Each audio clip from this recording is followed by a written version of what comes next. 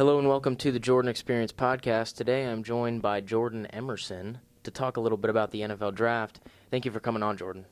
Thanks for having me, man. I know we're like 2 weeks late to the NFL Draft, but we're both big NFL fans. We pay attention to the sport. So I told you could come on, like months ago. Yeah. And here I am, keeping my word. I figured I would seize the opportunity, because we're both fans of the sport, to, like I said, talk a little bit about the NFL Draft. I know you're a Bengals fan. I'm a Titans fan, so there's a little bit of beef here. But nonetheless, let's get started. I'm going to skip over free agency. Okay. Although I know that the Bengals did pick up some solid free agents. I know they picked up, some O-linemen, which they desperately needed. You're telling me. Exactly. They re-signed Eli Apple, which was kind of an L. We touched on that a little bit earlier, but Yes, we did. starting off with my Tennessee Titans, their big move. I don't know if you were paying attention or not, but they traded away A.J. Brown. I did see that. Their star wide receiver, which offended me a lot. Which team? The Philadelphia Eagles. They got a first-rounder and another third-rounder for A.J. Brown. Eventually help them in the future. It certainly could, because their first-round pick that they got out of him was they drafted Treylon Burks, who's a wide receiver from Arkansas, which is basically he basically is eerily similar to A.J. Brown. I'm sure he'll have a bright future, but I don't know. I can't. That feeling of trading away their star power like that irks me a little bit. I never really paid attention to them too much, but I knew he was a pretty decent wide receiver from the playoff game that we beat you guys in. Yeah, unfortunately. It was a good. He had a couple good catches and a pretty good game. Well, it certainly wasn't his fault we lost. It was, our lovely quarterback.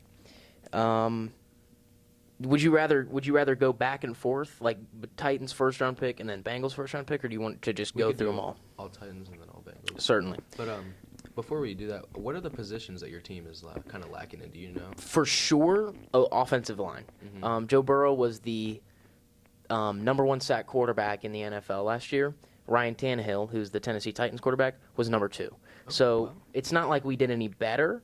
Well, we did, because Joe Burrow was sacked like 70 times. Ryan Tannehill was sacked like 55 or something like that. Still not great, but exactly. Bengals. So certainly O-line. Our D-line is very solid. I would say tight end, which they signed Austin Hooper, free agent, who's very good, Pro Bowler. And then defensive backs. Okay. They have Kevin Byard's a great safety, but they have no corners whatsoever. So that leads me into the second round. They drafted Roger McCreary, a defensive back from Auburn. Okay. I don't know who that is, but allegedly he's good.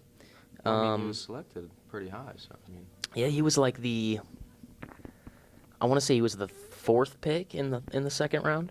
That's pretty good. I'm happy with it. Any help we can get back there is great.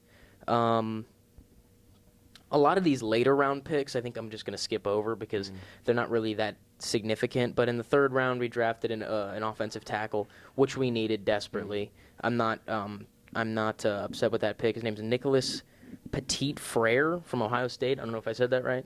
But then the big one that everyone's talking about is we drafted Malik Willis, the quarterback from Liberty. I've heard about him. I heard he was pretty solid. He is solid, but did you hear about during the Titans media day, Ryan Tannehill going, "It's not my job to mentor this guy"? I did not hear about that. Basically, he was drafted. He showed up in Tennessee, and Tannehill goes, "It's not my job to mentor this guy because he's pretty much there. If Tannehill sucks, he's there to take his job." He's a replacement. Exactly. So that being said, I can understand why people would be pissed that Ryan Tannehill said that.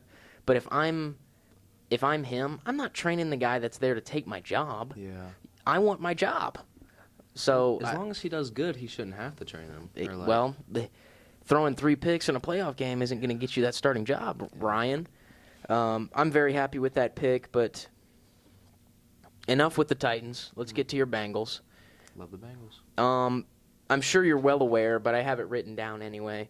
The Bengals, obviously, we already touched on their free agency. They did pick up some key players, but their needs are still O-line and defensive back, which they addressed very well, defensive back in the draft. I know we got a safety as our first pick. Yep. And I'm sure we got some more secondary. You drafted one...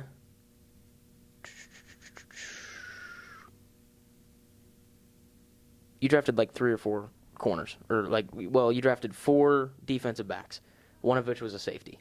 So you drafted Dax Hill, defensive back, which is the safety from Michigan, who is a phenomenal pick. Yeah. I know you guys have Jesse Bates. Yeah. Who's the other one? Is it Jeremy Chin or? It is. It's on the tip of my tongue. It's gone. That's okay. It's a good pick, nonetheless. And then you guys drafted, of course I didn't write down his position, Cam Taylor-Britt, who I think was a defensive end. Zach Carter, defensive back, Cordell Volson, plenty of defensive backs. I think a little bit too much. I don't know. We were lacking on the corners a little bit. I mean, Eli Apple, of course. Right. And Bomb. Yeah. We do have Mike Hilton. He's a pretty solid corner. Good pickup. So, yeah, a good pickup from the Steelers, I believe. Yep, last year, yep. So, I mean, as long as we keep him and we add onto our corner talent, it's just going to better to improve our secondary, so. So what do you think gets this well, you guys only had 6 picks in this draft. The Titans had 1, 2, 3, 4, 5, 6, 7, 8, 9. Typically, you have 7 if you don't make any trades. I don't know where their 6th-round pick went, but what do you think, through free agency, through the draft, what gets the Bengals either back to the playoffs or at the top of the AFC North? What, in your opinion, gets them back at least in position to make the playoffs? Do they need anything else, or do they have all the positions they need? I believe that we have most of what we need. As long as we keep Joe Burrow healthy and we get this O-line sorted out, make sure they're... Which you certainly have. You figured it out. And, yeah, I think the O-line's pretty much figured out. Right. As long as our new defensive backs come in and they're playing good and everything, I believe we have most of our positions filled out. Honestly, I would agree with that. Obviously, I'm a Bengals hater. That might get me some flack. But there's no bad blood here. And... I think you guys are going to be a very solid team moving forward as long as, Burrow stays healthy. But I addressed this long ago, back when I did that when I talked about the Super Bowl in my 2nd or 3rd episode. I spoke a little bit about your coach, Zach Taylor. What do you think about him? I haven't really kept up with him very much. I just watch the games, kind of get a feel for it. I mean, he was one of the younger head coaches to go to a Super Bowl. Correct. So, I believe he's doing fairly well for only having the job for so many years. He is, yes. We did come off of a Marvin Lewis. He was a good coach for a while and then just kind of drifted down. Yeah. So, I believe he's a pretty good guy for the position. Do you think, well, back in the old episode, I kind of touched on his play calling ability or lack thereof. What do you think is his greatest strength and his greatest weakness? Like what can he do to bring this team together and maybe make another Super Bowl run? I think he could focus on what we're good on. We have a pretty good ground game, even though we didn't have the greatest O-line. We had a pretty good ground game still. We had Joe Mixon. Oh yeah, Joe Mixon is incredible. Incredible running back. So maybe we run it more. Maybe we find what we're good at and we stick to it a little bit more than we did. Because I know we were pretty even on the running and passing. Yes. We might have passed a little bit more. Yes. So as long as we get it in there and we figure out what we're good at and maybe stick to that a little bit more, I believe we'll be scoring more points per game. I mean, I gotta think that you're ecstatic about Jamar Chase. Yes. I mean, he's virtually uncoverable. He gives me hints of a DeAndre Hopkins type, where he's just gonna go up there and get it, on the 50-50 balls. And I think the future is bright for the Bengals. I think I don't think it was a bad draft for them, but certainly it wasn't the greatest. Exactly. I mean, also you guys had the 31st pick in the first round because you made the Super Bowl. But I think you guys have a very good future to look forward to. There's nothing to be ashamed of to be a Bengals, at least, now all of a sudden that you made a Super Bowl, nothing to be ashamed of. As for the Titans, I don't know, man. I'm hoping because our division is so bad that hopefully we can sneak into the playoffs another year. But I want to play them Bengals again, man. I want a revenge tour. I think we'd be happy to play again. Really? Get another W on that roster. Oh, okay, man. That one still hurts my soul, man. Anyway, I think I'll leave it off there. I really appreciate you taking some time out of your day to come down here. I know I kind of procrastinated getting you on, but we're here.